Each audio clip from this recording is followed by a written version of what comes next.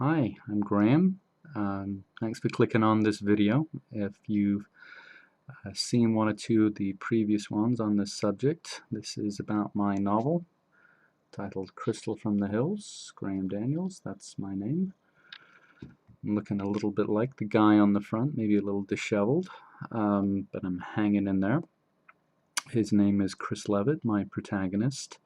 I'm a psychotherapist and I write psychological fiction in addition to having a private practice out here in Walnut Creek, California. Anyway, this video, which follows two synopsis videos, one introduction video, another video that was sort of a discussion of the themes in Crystal from the Hills, is a what is it? This is 3 months after I last produced a video. A good 6 months after originally producing Crystal from the Hills. I've gotten a bit of feedback in the interim, some of it professional, some of it personal, some of it positive, some of it negative. I'm going to try and comment on each of that, particularly the negative. It's worthy of a response. And anyway, I won't do too much recapping of the story. Crystal from the Hills is a story of an accident. The accident is the crashing, if you like, of a truck into a lake in East Marin County, that's in the Bay Area, for those not familiar with the San Francisco Bay Area. Crashing into a lake and disappearing underwater, and only one person comes out, and that is my protagonist, Chris Levitt. His friend, nicknamed Weed. Chris is nicknamed Crystal, hence the title Crystal from the Hills.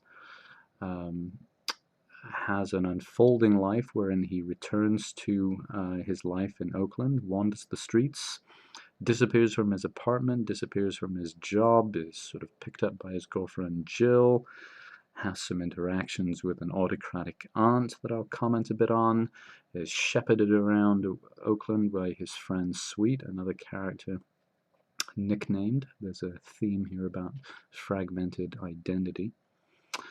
The mystery is what has happened to Weed. Has he died? Has he not? Is this something that is a function of Crystal's trauma? His trauma is both recent and episodic, the accident with the truck and the disappearance of Weed, but also chronic, his possible psychosis, his visions of so-called shadows, images that stand next to individuals, indicating the guilt of those individuals, possibly foreshadowing future events, horrible events, crimes.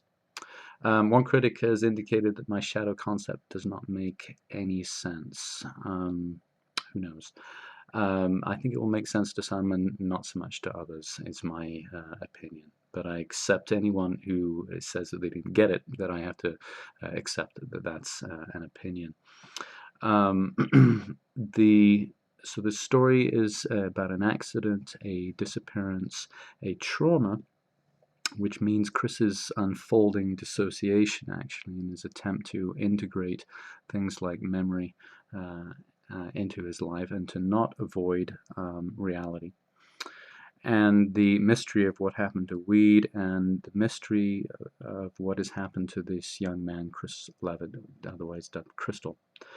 Okay, there are several relationships in the story. 5 principal characters. Chris, the protagonist, Jill Evans, his girlfriend, who discovers him on the streets and is largely contemptuous of him, irritable with him in ways that readers have been a little bit, I think, bemused by.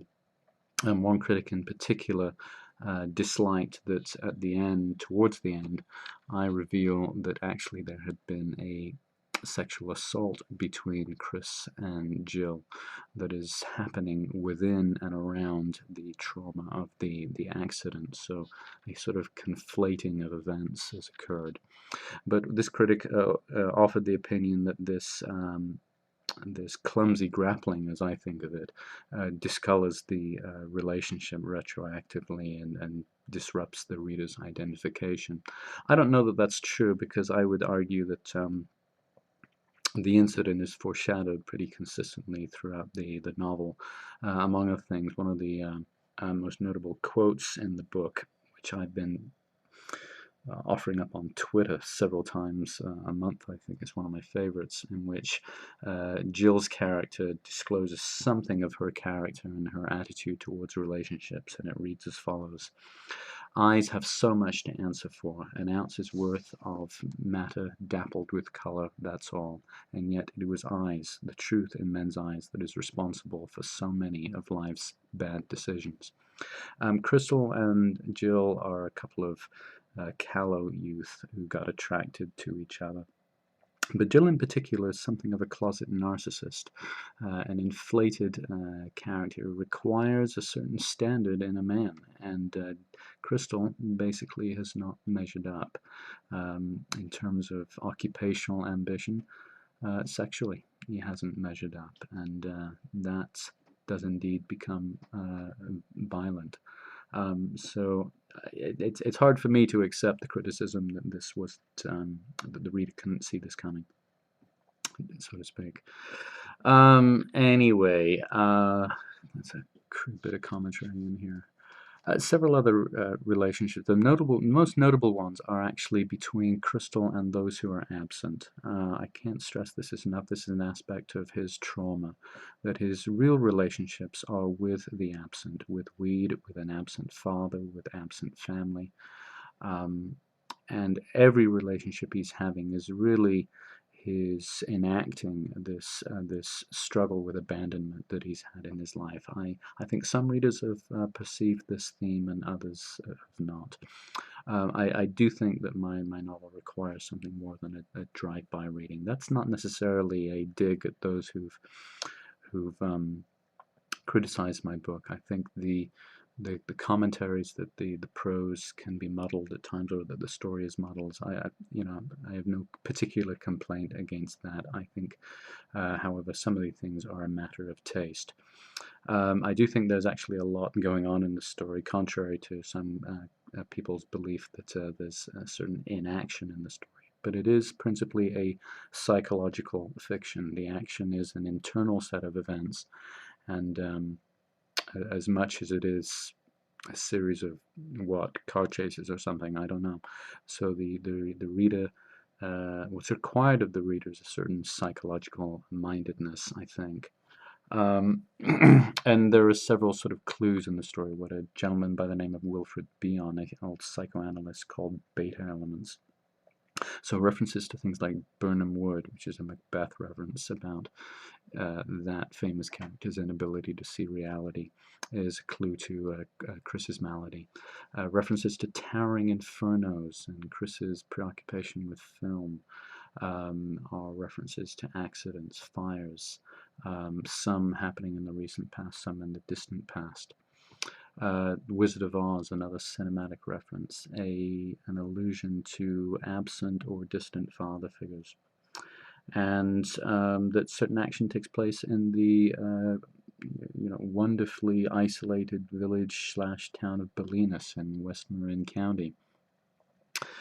Some of the story's commentary, which some have found distracting, has to do with the tyranny of hierarchical systems, the tyranny of telecommunications, our day-to-day obsession with cell phones, for example, and the internet. What is wonderful about Bolinas, this town that serves as a sort of a climactic scene, it's where the accident takes place, is that it is at a place that is quite separated from these vices of the culture. It's isolated and somewhat Luddite in its ways. Okay, these are all elements of the story, and I think there's much here for the reader to digest. I think there are nuances in here for people to respond to, and I hope that people give my modest, or not so modest, depending on your point of view, psychological fiction a chance. I think it's something to dig one's teeth into and get interested. Once again, it is called Crystal from the Hills, and it's available from Create Space, which is a subdivision of Amazon. But you know, if you don't want to deal with that, just type in my name and the title, Crystal from the Hills, and check out what comes up. So thanks a lot.